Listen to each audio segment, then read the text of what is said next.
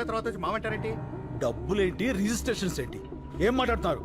మా భూమి మేము ఎవరికి అమ్మలేదు. జస్ట్ మినిట్ రాంబాబు, ఈ పొలాలకు సంబంధించిన డాక్యుమెంట్స్ జిరాక్స్ తీసుకురా.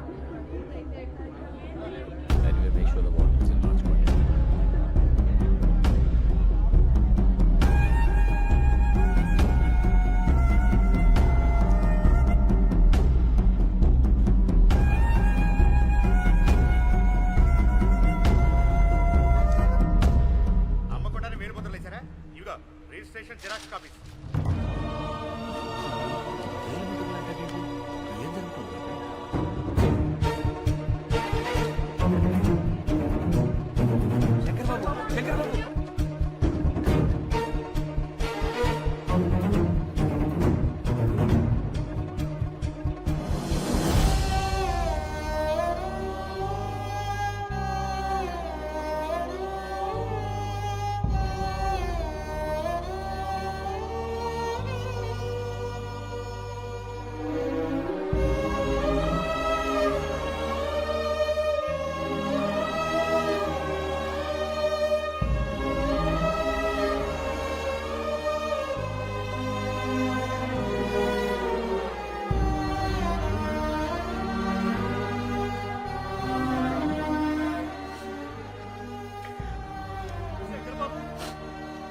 మీ ప్రొఫెసరు స్నేహితులు కూడా మనల్ని మోసం చేశారు. వాళ్ళు వాళ్ళ మనుషులే. ఏంటిది శంకర్ బాబు, మనం ఇంకెవరిని నమ్మాలి? వీళ్ళెవరూ కాపురాలకు పుట్టలేదు, కార్పొరేట్ కంపెనీలకు పుట్టారు. ఎవరైనా అన్నం ముద్దలు తిని బతుకుతారు, వీళ్ళు శవాల వేలు ముద్దలు తిని బతుకుతున్నారు. వదిలిపెట్టాం. ఇంతమంది ప్రాణాలు తీసిన వీళ్ళెవరిని వదిలిపెట్టరు. దీనికోసం ఎంత దూరాన్ని వెళ్తా.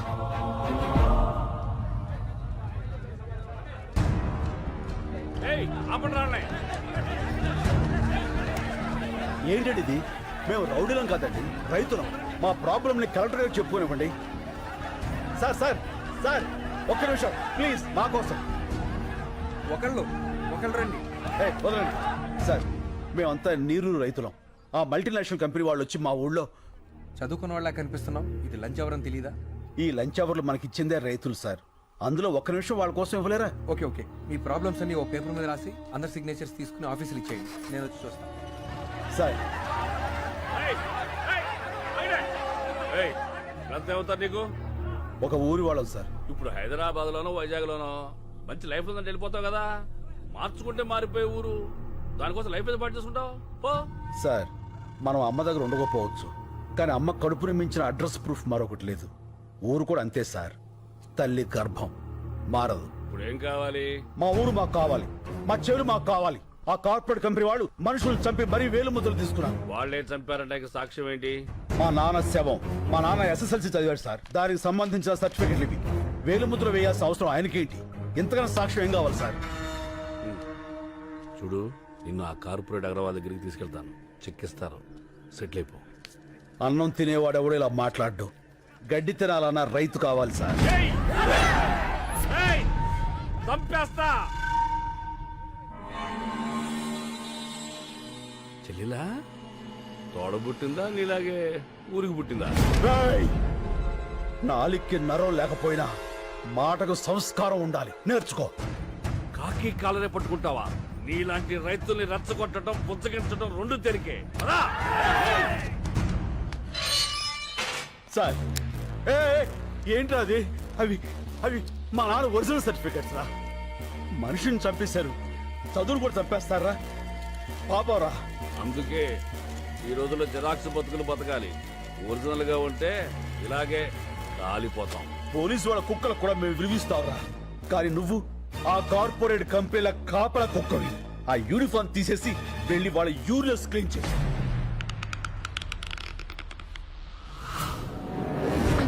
నా బిడ్డకేం కాదు కదా? ఏం కాదమ్మా.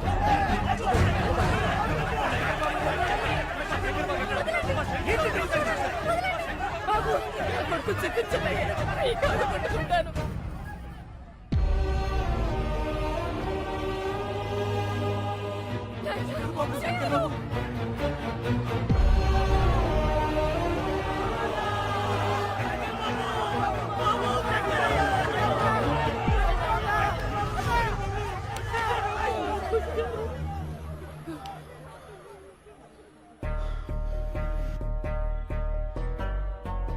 మట్టి తడవటం మానకూడదు. నీళ్లతోనూ కన్నీళ్లతోనూ మట్టి మాత్రం తడవాలి. మన భూమి, మన ఊరు, మన నీరు ఎట్టి పరిస్థితుల్లోనూ వదలొద్దు. వీడు నన్ను చంపేసినా సరే అక్కడ విత్తు మొలవాలి. రైతు బతకాలి, బతకాలి, రైతు బతకాలి.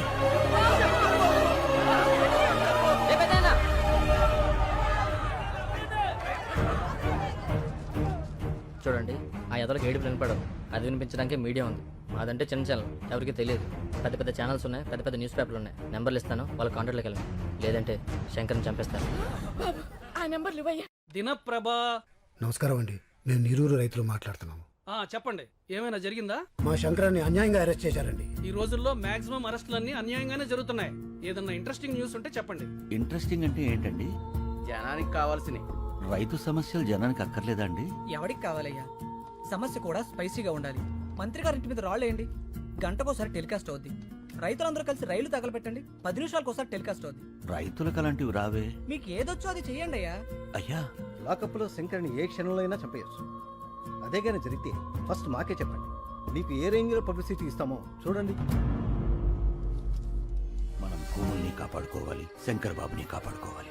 అది జరగాలంటే మన ఊరికి జరిగిన అన్యాయం దేశమంతా తెలియాలి. అన్ని టీవీల్ని, పత్రికల వాళ్ళని మన ఊరికి రప్పించాలి.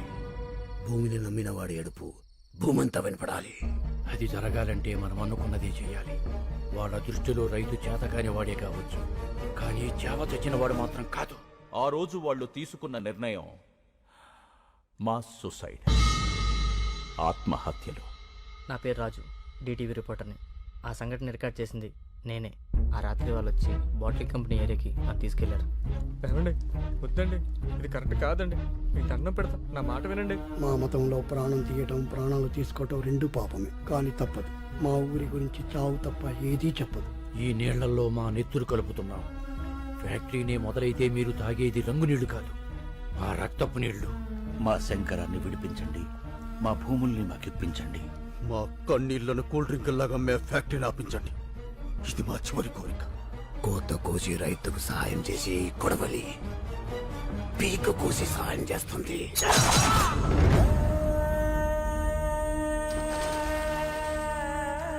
చరిత్రలో మరో బ్లాక్ డే.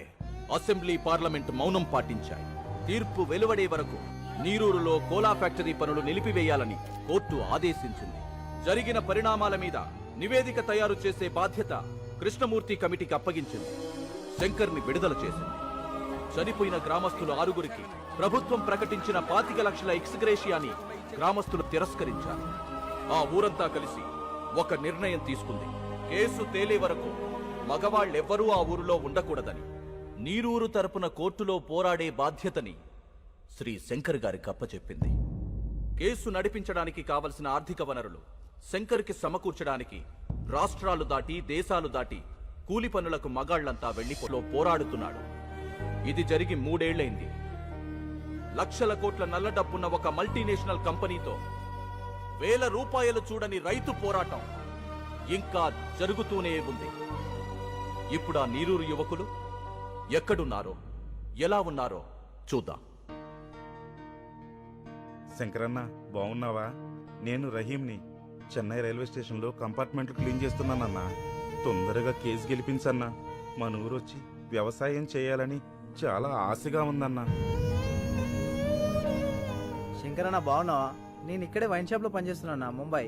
ఇక్కడ అస్సలు మర్యాద లేదన్నా, కుక్కలా చూస్తున్నారు. నా వదిలే అన్నా, మనమే గెలుస్తాం కదా. అందరిని అడిగానని చెప్పన్నా.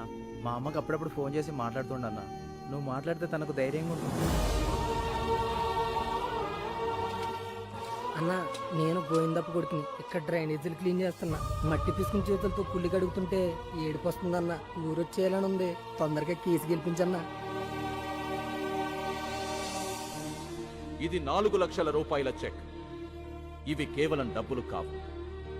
ఇలా ఎక్కడెక్కడో బ్రతుకుతున్న వాళ్ళందరూ కలిసి సంపాదించిన కన్నీళ్లు, వాళ్ళు పంపిన ఆశలు మా క్లబ్ ద్వారా కలెక్ట్ చేసి ఇప్పుడు శ్రీ శంకర్ గారికి అందజేస్తున్నాం.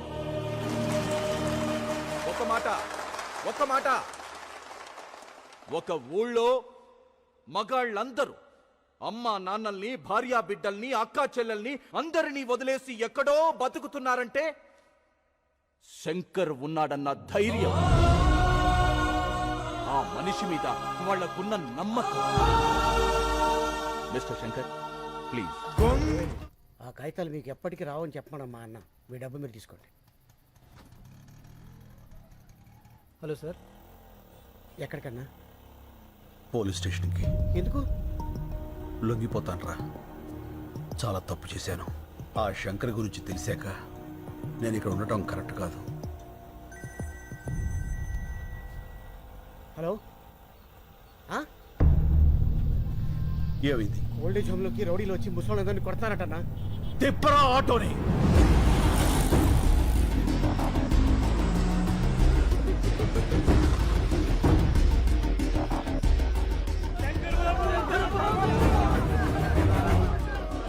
వేరే ముద్ర వేయలేదని ముసలోళ్ళమని కూడా చూడకుండా ఎలా కొట్టారో చూడు బాబు.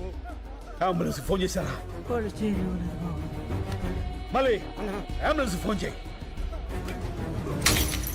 రండి బాబాయ్.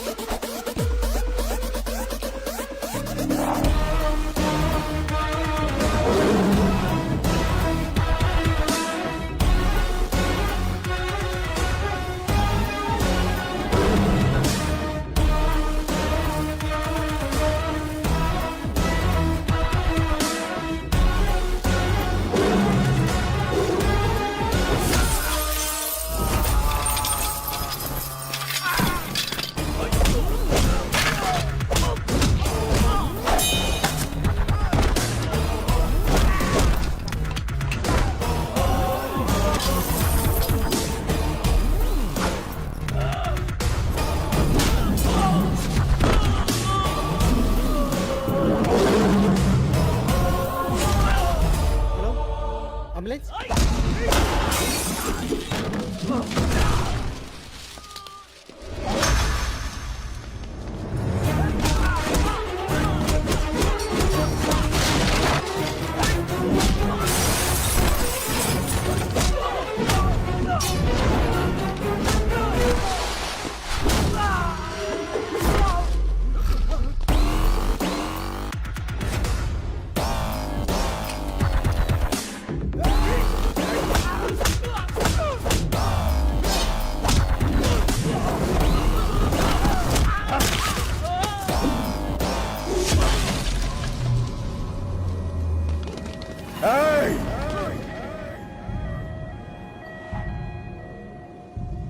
మళ్ళీ అంబులెన్స్ ఎక్కించరా. ఎక్కించు. ఎవడడ్డు వస్తాడో చూస్తా. రండ్రా.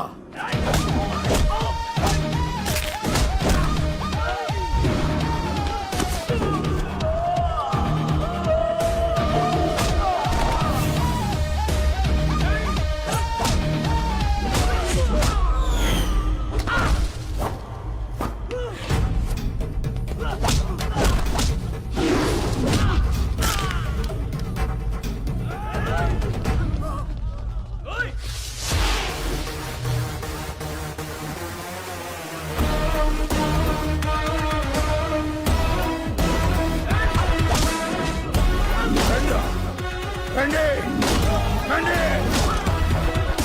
రండి.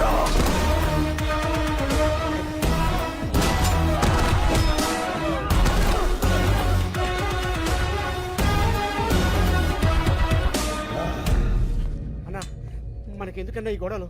రా అన్న, పోదాం.